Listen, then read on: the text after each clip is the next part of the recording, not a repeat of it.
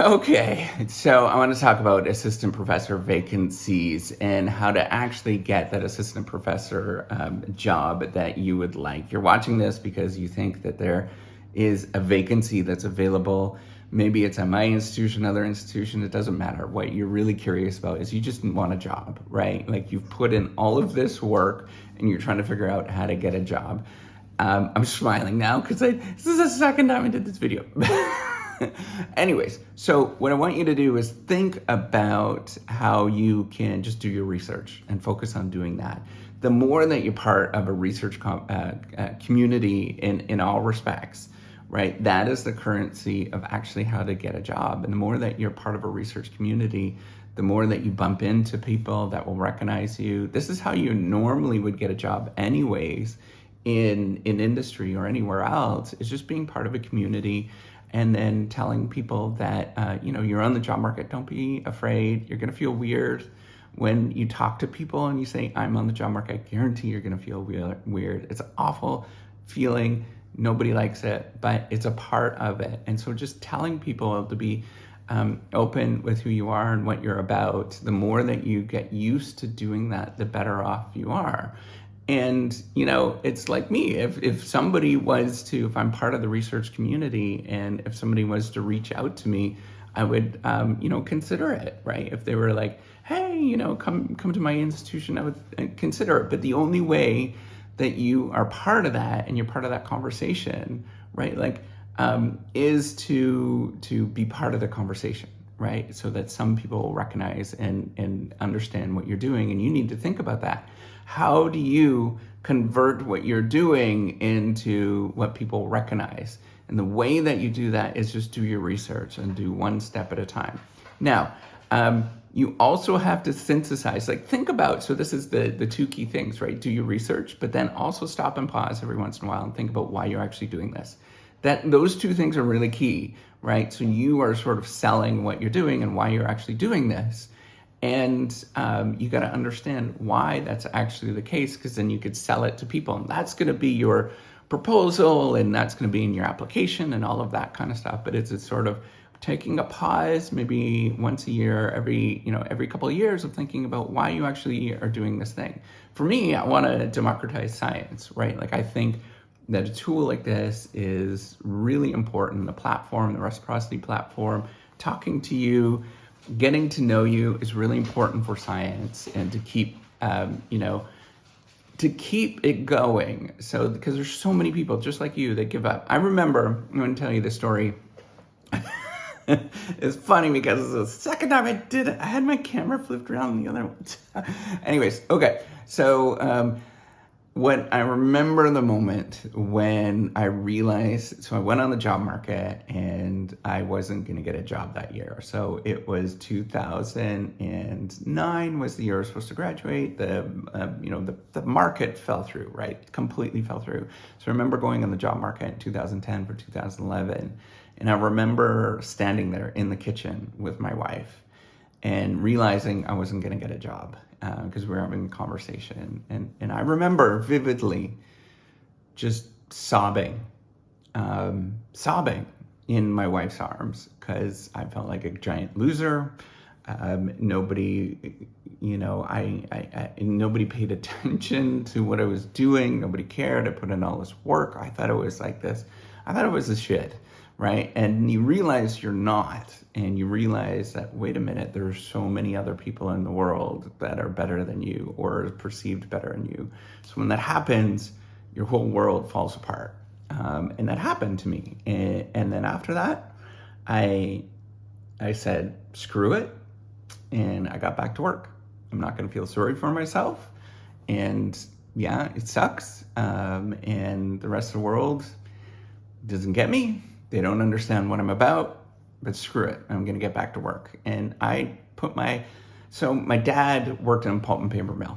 He did it for, I think, 43 or 47 years. I can't remember which number. So a long, long time. And what he would do is, of course, he didn't like it. He was working, but he got his lunch kit. He put on his work boots, got his lunch kit on, and went to work every day and marched to work. And that's the way that I viewed myself, as I got my lunch kit and I went to work. And I did that every day. And I continue to do that. I don't like getting up and doing a lot of this stuff. It's hard, but I get up, I put my lunch kit on, I get my work boots, and I walk and I go and do my work. And that's the only thing that you can possibly do. That's how I got out. Now I'm a tenured professor and all of that kind of stuff at a good institution that you've heard of. And the only thing that I can possibly do is just take those steps forward. That's the only thing that changed me. And I want you to remember this: is that the whole system is about luck, right? The whole system is not. There's merit involved. Obviously, there's some merit and skill involved, but it's actually a really small amount. Think about all the moments when it could have went one way or the other, depending on the selection process. You could have got, a paper published, but it got rejected by some subtle thing. You could have got into this program, but all of those things are really subtle, tiny things. And you realize that, wait a minute, the whole thing is luck. But how do you combat luck? You get up and you get going, and you do that every day. And you get up and you get going and you do that every day until something actually happens. And so, yes, it's lucky in the moment, right? The whole thing is lucky in the moment. The whole thing is a disaster, right? Like, it doesn't work that well. But the only thing that you could do to reverse this, get up, get your work boots on, and get up and go do that and make that vacancy. This is the thing. So, yes, okay, it might be hard to get your assistant professor position. Many of you will get it if you just have this sort of mentality, but many of you won't. So what do? Well, you do what the rest of us. I did not get, I didn't have a job for 2 years. I finished my PhD and then I kind of wandered around and I lived off of my wife for a year. She paid for everything, but I was still working. I did childcare. I was still working. I remember getting up at, it was 3:30, 4 in the morning, so I could do my work before my kids woke up at 7 o'clock when they were little. And then I would do childcare with them. And I would do that, and I would flip back and forth, get a nap in the afternoon when they napped, and I would do that, right? What's your alternative? What's your choice? It's either that or leaving and getting out of the research game, which is totally viable and totally amazing. And I want you to think about that. But if this is something that you really want to do, you get up and you do it. And you just keep making it happen. And that's how you make these vacancies happen too. Like, your assistant professor job is not your ultimate job, right? And maybe it will be, right? You might build your castle at that place, and I've been at my institution for a while. But if somebody was to offer me a job and it was better than what we have right here, and it was better fit for our family in many different ways, hell yeah, I would take it, like, without even thinking about it, right? Like, and we need to think about that you need to build who you are, and you need to build your community, and you need to go and keep taking those steps forward, and find the thing that sort of fits for you, right? And that's what I am getting at, is that it doesn't happen immediately. It's a slow process. It's a one step at a time. Get your work boots on.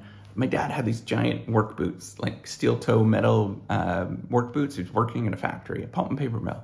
So put those on, put his work pants on, get that lunch kit, right? It was a metal lunch kit. So those of you who don't realize this, many years ago, when you worked in a factory, you had a metal lunch kit. My brother still has it.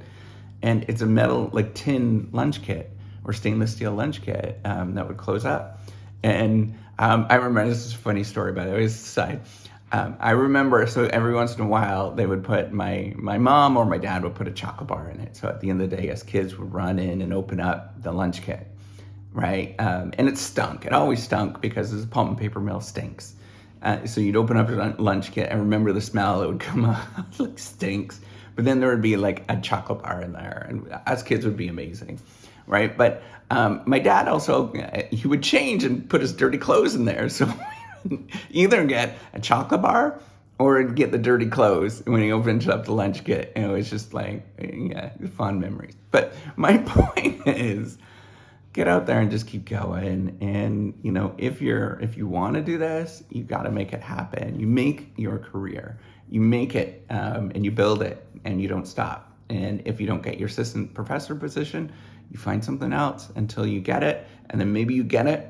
And then, that's not your last spot. You keep going, right? Maybe you go into industry for a bit and pay your bills until you can get back into it and just keep doing that. That's it. That's what everybody does in this entire career. And you know what? If somebody gives you a dirty look about doing this kind of stuff, you tell them to screw you. And you do the thing that's good for you, and you just walk forward until you find what matches for you. All right. Give me a thumbs up. Take care. Bye.